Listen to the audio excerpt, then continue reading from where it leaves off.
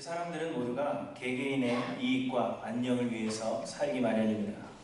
곧 어떤 일을 하고자 결정할 때 그 일을 통해서 나에게 어떤 이익이 돌아오는지, 그 이익을 통해서 내가 누릴 수 있는 것이 어떤 것인지를 생각한다는 것입니다.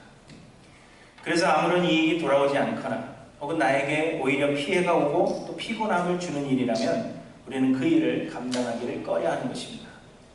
그리고 무슨 일이든지 개인의 이익을 극대화하기 위해서 우리는 힘을 다합니다. 아이들을 보면서 많은 것을 배우게 되는데요. 저희 집 막내 아이도 아직 3살이 채 되지 않았는데도 내 것 그렇게 챙깁니다. 그리고 자신의 것이라고 여겨지는 것을 누가 빼앗기라도 한다면 그것을 뺏기지 않으려고 필사의 노력을 다하면서 고래고래 소리를 지릅니다. 그런 것들을 보면 사람들은 누구나 개인의 이익을 위해서 살고 이것은 우리의 인간들의 죄성 중에 하나라 하는 것이 분명합니다. 신앙생활을 하는 데에도 마찬가지입니다. 물론 우리 교회 성도님들은 안 그러시지만 대부분의 사람들이 신앙생활을 하는 목적이 세상에서 개인의 복을 받는 데에 있습니다. 하나님을 잘 섬기고 그 대가로 하나님께 복을 받아서 특별히 어려운 일들을 당하지 않으며 세상에서 원하는 것들을 얻고 누리며 잘 살다가 하늘나라 가는 것을 신앙생활의 목적으로 하는 사람들이 대부분입니다. 그렇기 때문에 사람들은 모든 사람이 다 함께 행복하게 사는 그러한 세상을 꿈꾼다 그렇게 이야기하지만 그런 세상은 결코 우리가 이룰 수 없는 것입니다. 내가 잘 되기 위해서는 다른 사람보다 잘 되어야 하고 그렇기 위해서는 서로가 경쟁 상대가 될 수밖에 없는 것입니다. 나의 행복이 다른 사람의 불행이 되지 않으면 내가 잘 살 수 없기 때문에 우리는 오늘도 내 개인의 이익을 위해서 다른 사람을 밟고 일어서거나 혹은 다른 사람을 이기기 위해서 노력하는 것입니다. 그리고 우리는 이것을 열정, 열심, 노력, 비전 등등의 단어로 포장해서 우리의 이 악한 행위를, 우리의 이 죄성을 정당화시키려고 합니다. 그렇기 때문에 우리는 결코 이 땅에서 사람들이 원하는 유토피아나 지상낙원 같은 것을 이룰 수 없는 것입니다. 그러나 예수를 그리스도로 믿는 자들의 삶은 달라야 합니다. 우리는 개인의 이익과 안녕을 위해서 살지 않고 예수 그리스도의 몸을 세우기 위해서 살아가는 것입니다. 여러분, 예수를 믿는다 하는 것은 그저 천국 가기 위해서 내가 믿기로 선택하는 그러한 차원의 것이 결코 아닙니다. 예수를 믿는다 하는 것은 예수가 지신 십자가가 곧 내가 져야 했던 십자가라 하는 것을 고백하는 것입니다. 그러므로 예수를 그리스도로 믿는다 하는 것은 예수 그리스도의 그 죽음과 내가 연합하여서 내 자신이 죽고 그리고 그의 부활하심과 연합하여서 이제는 내가 사는 것이 아니라 내 안에 그리스도께서 사시는 것임을 고백하는 것입니다. 우리의 몸은 이제 우리의 것이 아니라 우리의 삶은 우리의 것이 아니라 우리를 예수 그리스도의 피값으로 사신받은 하나님의 것이 되었다 하는 것입니다. 그러므로 자신을 부인하고 예수 그리스도를 위해 사는 것이 믿음이며 우리의 개인의 이익과 안녕을 위해서 살지 않고 하나님 뜻하신 바를 이루는 도구로 사는 것이 우리 믿는 자들의 삶이어야 한다 하는 것입니다. 그런데 여러분, 하나님의 뜻은 예수 그리스도의 몸을 세우는 것입니다. 골로새서에 보시면 하나님께서 만물을 창조하셨는데 이 모든 만물은 우리를 위해서 창조하신 것도 아니고 하나님을 위해서 창조하신 것도 아니요 예수 그리스도의 영광을 위해서 창조하셨다 말씀하십니다. 그리고 우리를 구원하시되 우리를 구원하신 건 역시 우리 개인의 삶을 위해서가 아니라 예수 그리스도의 영광을 위해서 우리를 구원하셨다 말씀하십니다. 그래서 우리 모든 믿는 자들이 예수 그리스도로 충만하여져서 서로 연합하여 예수 그리스도의 영광을 드러내는 예수 그리스도의 한 몸이 되는 것, 이것이 우리를 구원하신 하나님의 뜻이라는 것입니다. 하나님은 모든 믿는 자들이 예수 그리스도 앞에 굴복하고 예수 그리스도의 뜻에 온전히 복종하여 그리스도의 영광을 위하여 한 몸으로 세워져 가기를, 예수 그리스도의 영광이라는 그 목적으로 하나가 되어지기를 하나님은 원하신다는 것입니다. 그래서 유토피아나 지상낙원은 이 땅에서는 결코 이룰 수 없는 그러한 것이지만 예수 그리스도 안에 있을 때 우리가 이룰 수 있는 것이며 그것을 위해 모인 것이 바로 교회와 성도라 하는 것을 우리에게 말씀하고 있습니다. 그러므로 여러분, 우리는 개인의 이익과 안녕이 아니라 그리스도의 몸을 세우기 위하여 한 몸을 이루는 지체들을 돌아보고 그들의 필요를 채워주는 일을 위해 살아야 한다 하는 것입니다. 우리는 그리스도 안에서 한 몸이기 때문에 내가 이익을 얻는다고 하더라도 한 몸을 이룬 다른 지체가 어려움을 당하고 있다면 그리스도의 몸을 세울 수 없기 때문입니다. 이 일을 위해서 우리에게 주신 것이 율법인데, 그래서 예수님은 하나님께서 우리에게 주신 율법을 요약하시기를 첫째로는 하나님을 온 마음과 뜻과 힘을 다하여 사랑하는 것이고, 둘째는 이와 같으니 내 이웃을 내 몸과 같이 사랑하라 말씀하신 것입니다. 우리의 이웃을 내 몸으로 생각하고 그래서 사랑해 주는 것, 돌보아주고 세워주는 것, 그것이 모든 율법과 선지자의 강령이라는 것입니다. 여러분, 옆에 앉으신 분들, 부부 말고 그 뒤에, 부부도 그렇죠. 평생 연수라고 하는데 옆에 앉으신 분들이 하나님께서 그리스도의 한 몸을 이루기 위해서 우리에게 한 몸으로 불러주신 우리의 지체들이라는 것입니다. 우리는 이제 나를 위해서 사는 것이 아니라 우리 옆에 앉아있는 이 지체를 위해서, 이 지체를 그리스도의 몸으로 세워주기 위해서 살아야 하는 것입니다. 그런데 여러분은 무엇을 위해서 살아가십니까? 어떤 마음가짐을 가지고 신앙생활을 하고 있는가 하는 것을 여러분 한번 진실하게 돌아보시기를 바랍니다. 예수 믿어서 내가 복을 받고 내가 구원 얻는 것으로 생각하신다면 여러분 신앙생활 잘못하고 계시는 것입니다. 우리는 예수 그리스도의 몸을 세우기 위해서 살아가는 것입니다. 그러므로 개인의 이익이 아니라 우리 한 몸이는 성도님들을 돌아보고 다른 사람들을 세워주기 위해서 힘쓰시는 저와 여러분들이 되시기를 바랍니다. 오늘 본문에서는 여러 가지의 기타 규례들을 말씀하시는데 이 모든 규례들을 잘 보시면 내가 아닌 다른 사람을 돌아보고 다른 사람의 이익을 구해야 한다 하는 것을 우리에게 말씀해 주시는 것입니다. 오늘 본문에 우리가 읽은 모든 규례들은 나를 위한 규례가 아니라 이웃을 세워주는 그러한 규례인 것을 보게 됩니다. 그러나 안타깝게도 그렇게 산다는 것이 결코 쉬운 일이 아닙니다. 우리는 여전히 죄인들이요, 우리의 죄성이 우리 안에 살아있기 때문에 우리가 아무리 예수를 잘 믿는다 해도 개인의 이익을 위해서 사는 것을 멈출 수는 없습니다.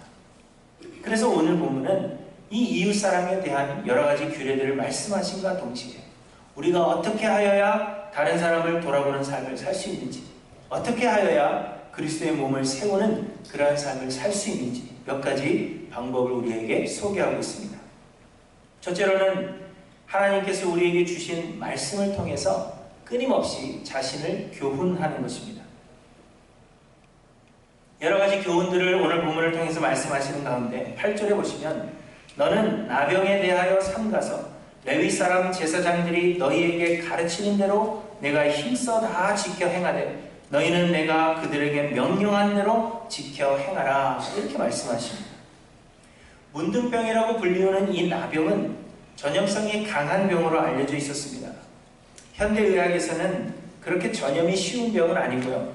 또한 좋은 약들이 많이 나와서 그렇게 두려워할 필요가 없다 그렇게 이야기하지만 당시 이 나병은 눈으로 쉽게 확인할 수 있는 병이었습니다. 눈으로 확인하면 이 사람이 나병이 생겼구나 하는 것을 볼 수 있었다는 것입니다. 그래서 사람들에게 이 전염에 대한 두려움을 주었습니다. 또한 이 나병은 신으로부터 저주를 받은 병이라 그렇게 생각했기 때문에 사람들은 접촉을 꺼려했던 것입니다.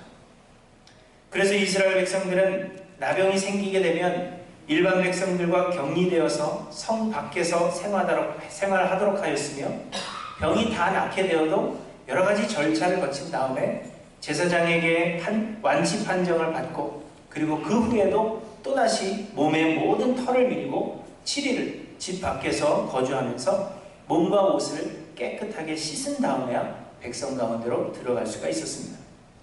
이런 규례를 주시는 이유는 자기 자신을 정결하게 해야 한다 하는 그런 의미도 있지만 이스라엘 전체가 죄로 물들지 말아야 한다는 것을 교훈하시는 것입니다.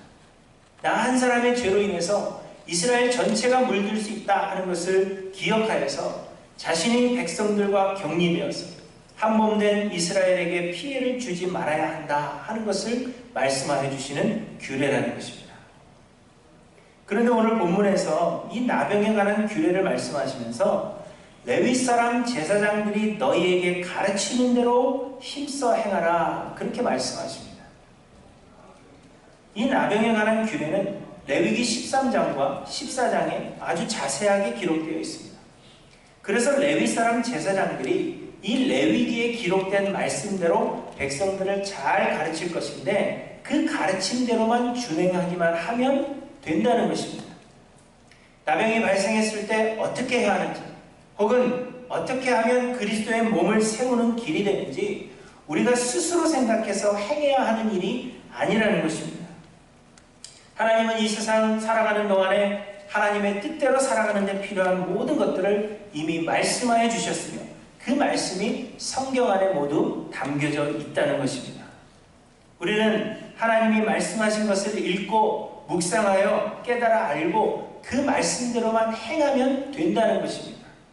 하나님의 뜻대로 사는 것, 그리스도의 몸을 세워가는 것, 내가 아닌 다른 사람을 위해서 살아가는 것이 우리는 힘들다, 어렵다 생각하며 제껴두는 그러한 일이지만 그것은 어려운 것이 아니라 하나님께서 우리에게 말씀하여 주셨기 때문에 그 말씀을 우리가 묵상하기만 하면, 그 말씀대로 우리가 살기만 하면 되는 것이라 그렇게 말씀하고 있는 것입니다.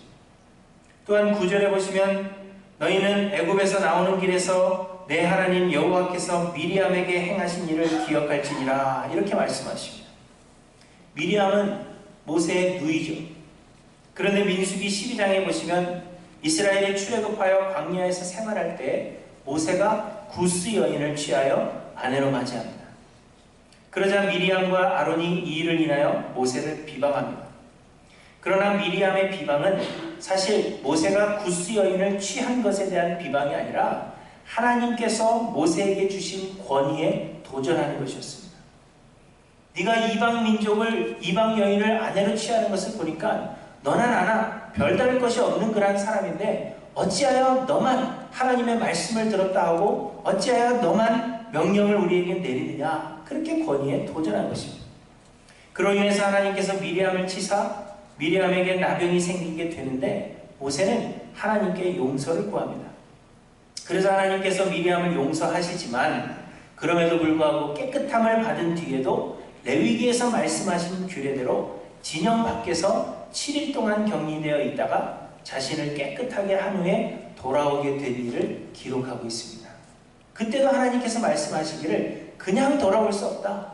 너희에게 있는 그 규례대로 7일 동안 깨끗하게 한 후에 돌아와라. 그렇게 말씀하시는 것입니다. 그 성경을 토대로 해서 하나님께서 우리에게 주신 말씀을 토대로 해서 미리암에게도 동일하게 적용하였다는 것입니다. 이처럼 성경에는 우리가 어떻게 살아야 하는지, 어떻게 사는 것이 하나님의 뜻대로 사는 길이 되는지에 대해서 모두 설명하고 있다는 것입니다. 그러므로 하나님의 말씀, 성경을 우리의 삶의 지표로 삼아서 말씀을 가까이 하고 묵상하며 스스로를 교훈하면 하나님의 뜻대로 살 수 있게 될 뿐 아니라 나 아닌 다른 사람들을 위해서 살게 되고 예수 그리스도의 몸을 세우는 그러한 삶이 된다 하는 것을 우리에게 말씀하시는 것입니다.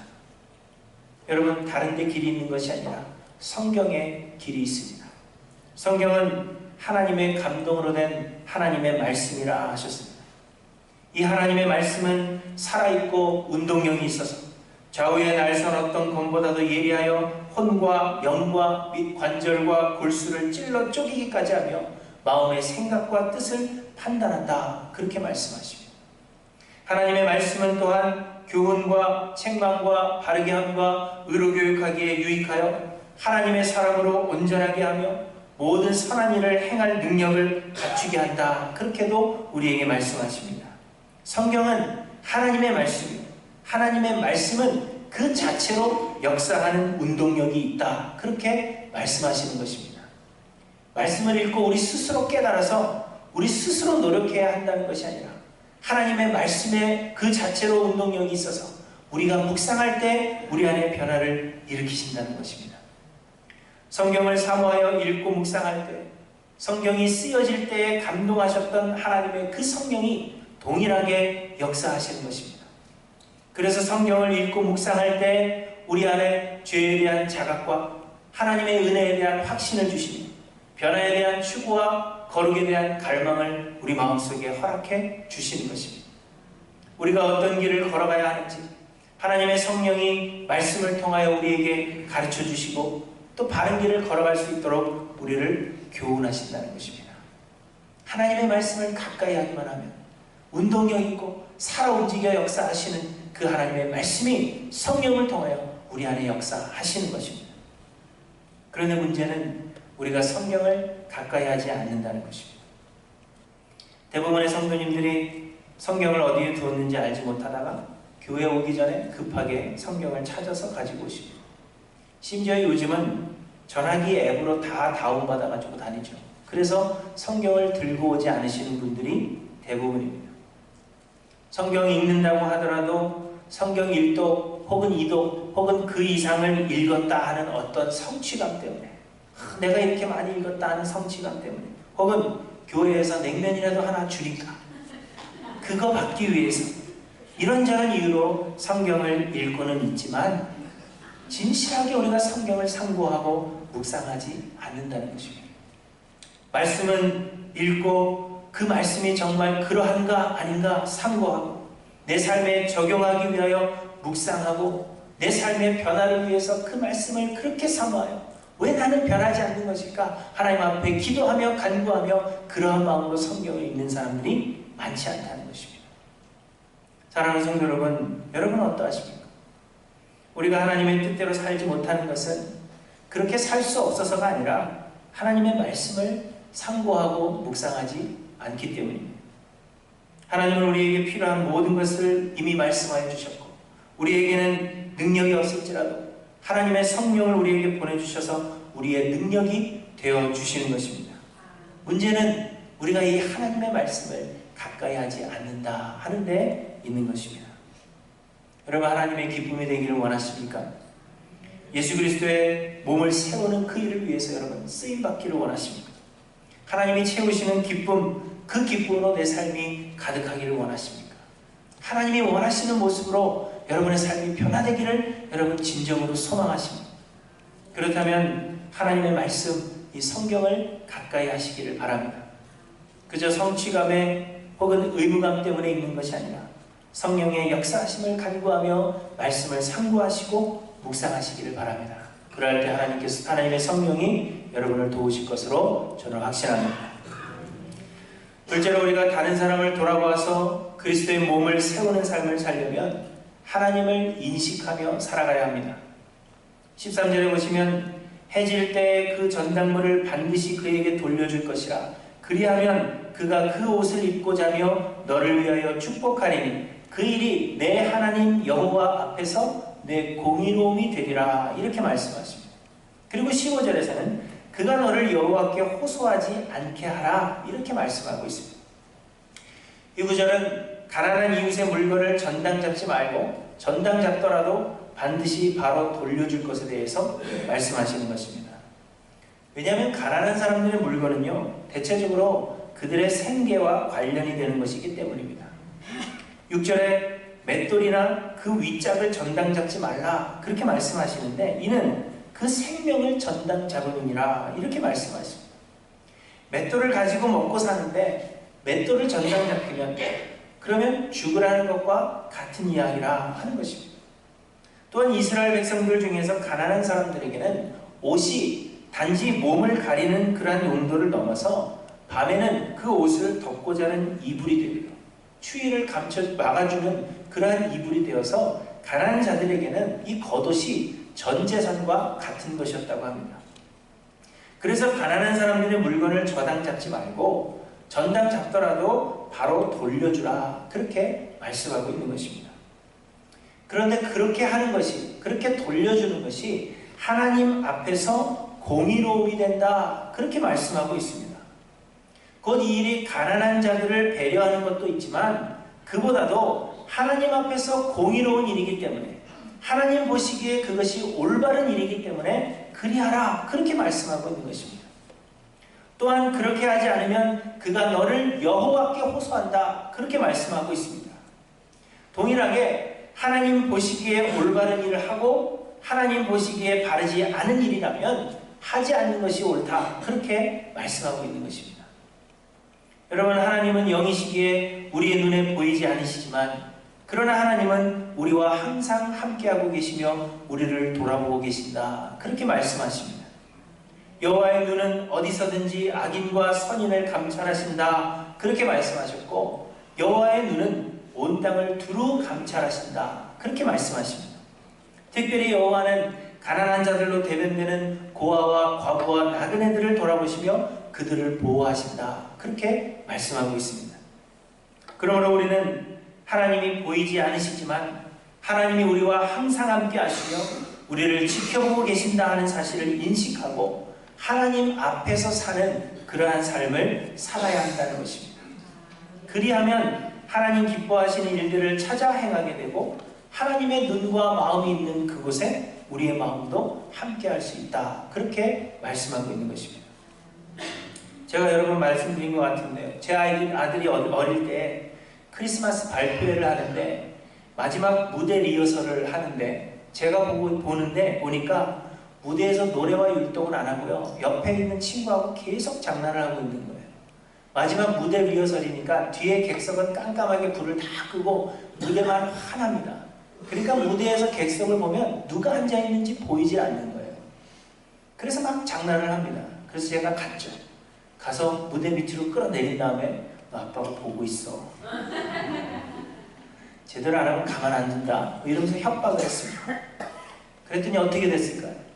그 다음부터는 자세가 달라졌습니다.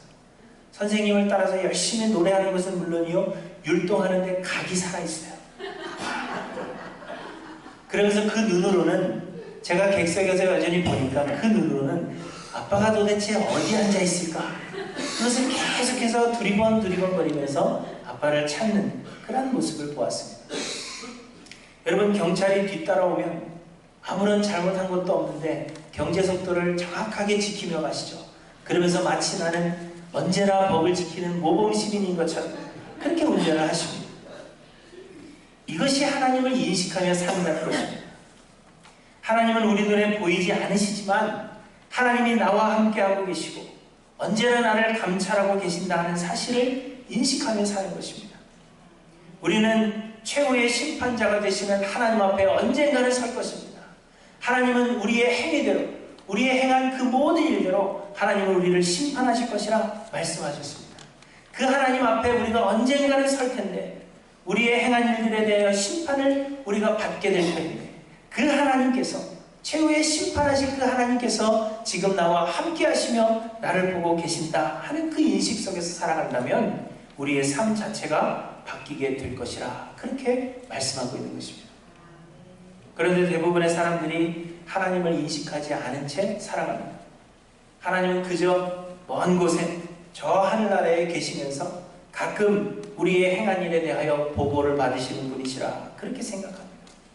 은밀한 곳에서 우리의 마음속에 있는 것, 그것은 하나님께서 보지 못하시고 하나님께서 알지 못하실 것이라 그렇게 우리는 생각하고, 그래서 하나님 앞에 감출 수 있다 그렇게 생각하며 이 땅을 살아가는 것입니다. 그러나 여러분, 하나님은 우리의 머리털까지 세심받으신 하나님이시기에 하나님 앞에서는 그 어떤 것도 감출 수 없음을 기억하시기를 바랍니다.